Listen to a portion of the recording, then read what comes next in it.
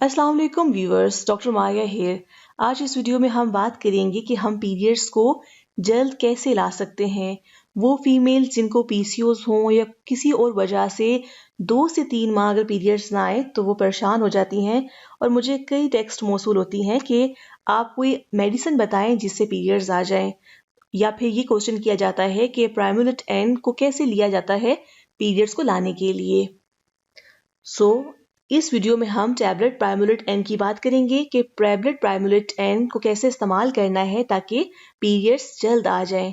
प्राइमुलेट N का formula नॉर्थेस्टिरोन होता है और पीरियड्स लाने के लिए आपने 5 मिलीग्राम की टैबलेट लेनी होती है।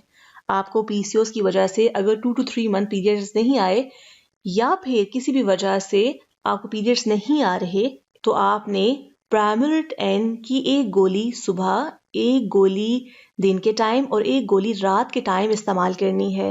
यानी दिन में टोटल आप 15 मिलीग्राम प्राइमुलेट एन के इस्तेमाल करेंगे और 7 to 10 डेज के लिए आपने इस्तेमाल करना है। 7 दिन के लिए भी आप इस्तेमाल कर सकते हैं।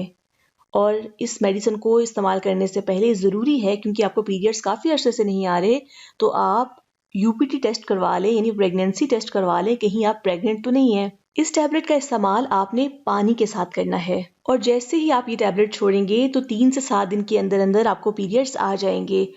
अब एक और इम्पोर्टेंट बात कि हम जब ये मेडिसिन प्रेस्क्राइब करते हैं तो पेशेंट 3rd या 4th डे पे ओपीडी में आ जाती है और कहती है कि पीरियड्स नहीं आए, तो भी आपने एटलीस्ट 7 डेज वेट करना होता है, ठीक है। और इसकी कीमत भी नहायत मुनासिब होती है। एक पैकेट में तकरीबन 30 टैबलेट्स होती हैं और ये 274 रुपीज़ तक मिल जाती है आराम से पाकिस्तान में। और अदर कंट्रीज में भी मैं चेक कर रही थी कि इसकी कीमत वहाँ पर भी नहायत मुनासिब है, तो ईजीली आप इसको ख़रीद सकते हैं। और इसका फ़ायदा ये है कि इससे आपकी फर्टिलिटी भी डिले नहीं होती, इस पीरियड में आप कंसीव भी कर सकते हैं। अब जैसा कि हर चीज़ के साइड इफ़ेक्ट होते हैं, इस तरह से कुछ साइड इफ़ेक्ट प्राइमुलेट एन को इस्तेमाल करने से भी हो सकते हैं। हालांकि ये बहुत अच्छी मेडिसिन है, यूजुअली इससे साइड इफ़ेक्ट्स नहीं आते, लेकिन फिर भी आपको हेडेक हो सकता है, नौजिया की शिकायत हो सकती है, यानी दिल ख़राब हो सकता है, जिस्म पर स्वेलिंग हो सकती है, या अगर आप इसका इस्तेमाल बाकायदगी से नहीं करते, यानी आप प्रॉपर टाइमिंग पर नहीं करते, तो स्पॉटिंग भी हो सकती है। इसके अलावा अगर आपको माइग्रेन की शिकायत है और आप मेडिसिन ले लेते हैं तो माइग्रेन का अटैक हो सकता है। इसके अलावा इसके इस्तेमाल से एलर्जिक रिएक्शन हो सकता है।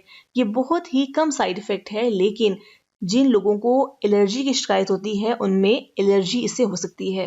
इसके अलावा 10,000 में से किसी एक शख्स को विजुअल डिस्टर्बेंस हो सकती है या सांस लेने में मसला हो सकता है। ये वो साइड इफ़ेक्ट हैं जो बहुत रेयर हैं, लेकिन आपका ये जानना ज़रूरी है ताकि इनमें से कोई भी साइड इफ़ेक्ट आपके साथ पेश आता है तो आप मेडिसिन को स्टॉप कर दें। अब ये है कि आपने ये मेडिसिन कब इस्तेमाल नहीं करनी।